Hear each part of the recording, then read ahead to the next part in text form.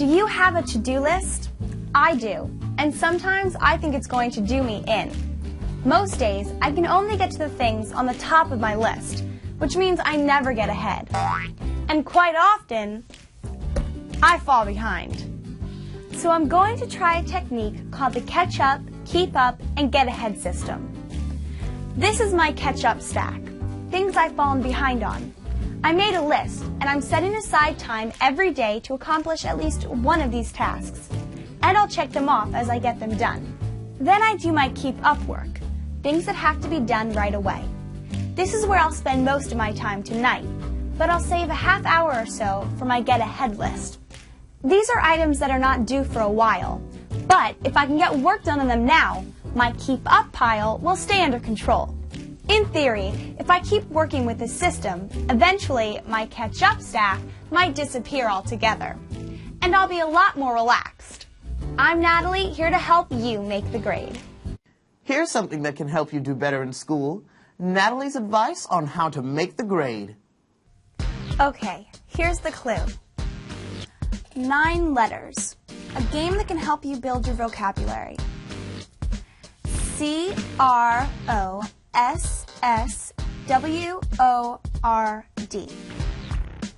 You can do crossword puzzles just about any time you have time on your hands.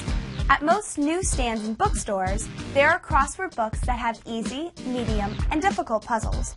You'll be surprised how soon you'll be able to move up to more challenging puzzles. As you learn new words, keep a running list. Not only will this help you on future puzzles, reviewing the list will help build your vocabulary. Crosswords are fun to do with your folks and your friends. In fact, it can even be an icebreaker. Steve, what's a 4-letter word for a social occasion? Usually for 2? Oh, thanks. D-A-T-E. Date. Think you'll get the hint? I'm Natalie, here to help you make the grade. Want to do well in school? Here's Natalie with some tips to help you make the grade. Although college seems to be in the far distant future, you'll be filling out college applications sooner than you imagine. Most applications require that you write about a significant person or event in your life. Choosing a topic can be difficult when you're under pressure. So even if you're years away from college, be aware of your big moments. An extraordinary experience at summer camp, meeting a very unusual person, whatever. Write down your feelings now while they're still fresh. Later on, when it's time to apply to college, you might be able to use what you wrote years earlier as an inspiration. So keep a notebook just for special moments and observations. Call it your essay journal.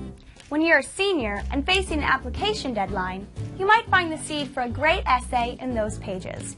And you'll thank your younger self. I'm Natalie, here to help you make the grade. It's time now to check in with Natalie for this week's Make the Grade. You're writing an essay or term paper.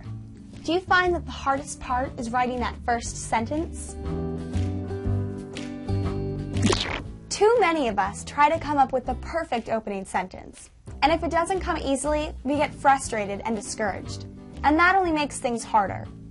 Writing experts say a good way to really get going is to set yourself free. They call it a focused free write.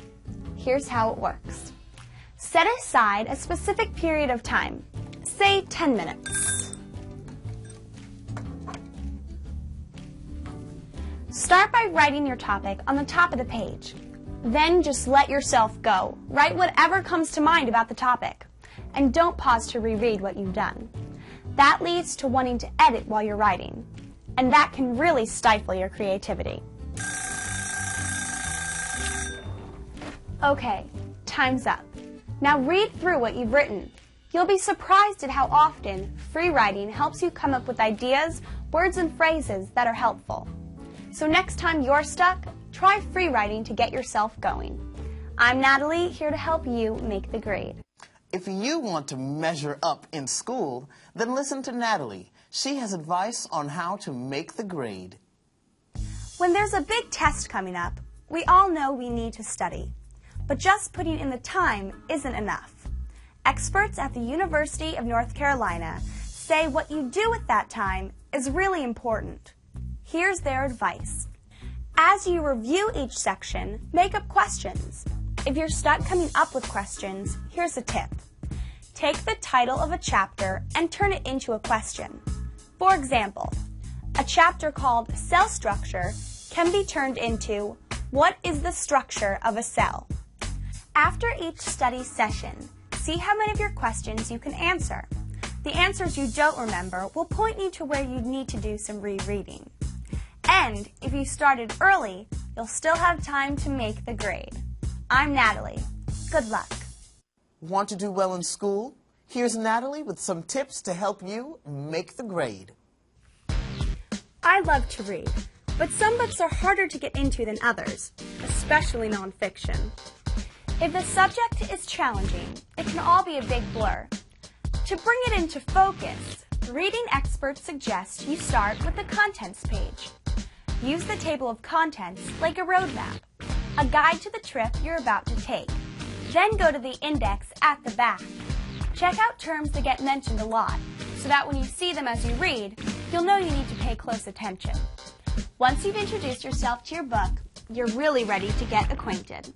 I'm Natalie, here to help you make the grade.